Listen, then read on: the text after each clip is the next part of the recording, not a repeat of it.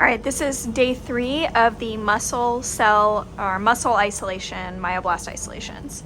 So I'm gonna go into the incubator and on my shelf there should be a bag with all my samples. So I'm gonna take one out at a time. Oh, that one looks good. Making sure there's no obvious mold. This one looks good.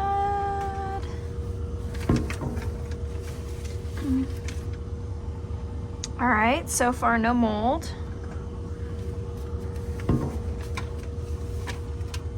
All right, cool. No visible mold on any of these. It would look either super cloudy white or green.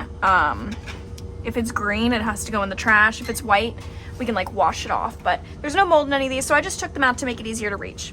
So we'll get set up.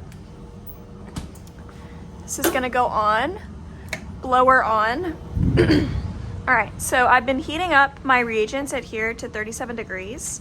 So what I'm gonna need is just some plating medium, which I've been warming up. I'm gonna need 2 milliliters per sample, so I'll need 8, and I have just about 10 in here, so it'll be perfect.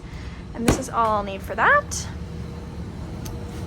So because there's no mold, I don't have to wash, but if there was mold present on my samples, I would basically just wash over very gently I would remove the medium, add 1 ml of PBS plus gentamicin that's been warmed up to each plate, and quickly remove it, not even shake it around, just remove it.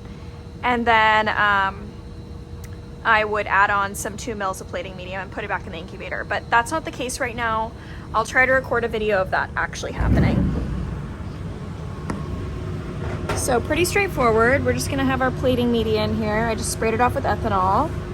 And I'm gonna go one sample at a time because we wanna minimize the time they're out of the incubator. So let's grab M7 first, which is our first sample. I'm taking the entire chamber in here because it's sterile. So I'll put it inside the hood, then I'll open it up and take out the actual sample. All right, so we're adding 2 mils of plating media on top of this. So I'm gonna grab a 2 milliliter pipette, put onto here, and take 2 mils of this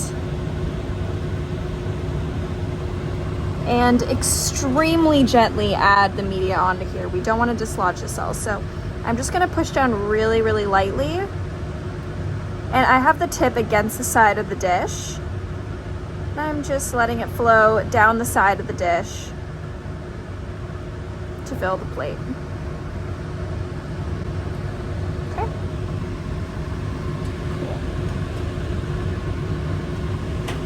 Alright, that's done. Now this goes back in the incubator.